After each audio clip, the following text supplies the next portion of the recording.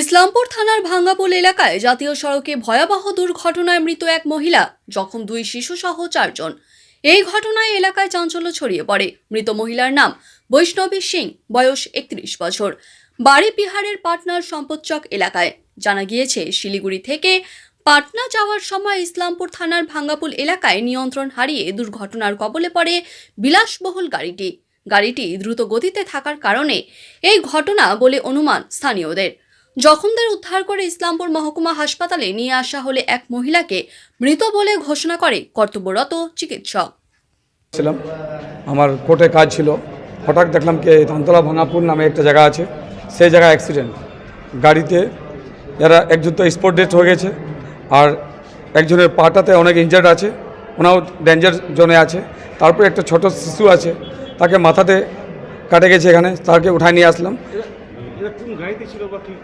এরা গাড়ি ফরচুনারতে ছিল। গাড়িটা একটা ট্রাকের সঙ্গে টাকরাচ্ছে, যেটা আমি শুনলাম। ট্রাকে কোথায় বললো ওখানে, আমি তো ছিলাম না, আমি তো অ্যাক্সিডেন্ট স্পটে পৌঁছলাম। কিন্তু লোকগুলো এরা বিহার পাটনাতে একটা ভূতনাথ রোড আছে, সেই জায়গায় এদের বাড়ি আছে।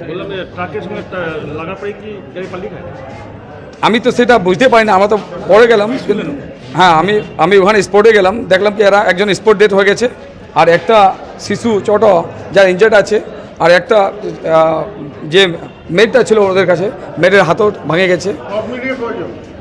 হ্যাঁ, সব মিলিয়ে একজন, দুজন, 4 জন ইনজার্ড আছে।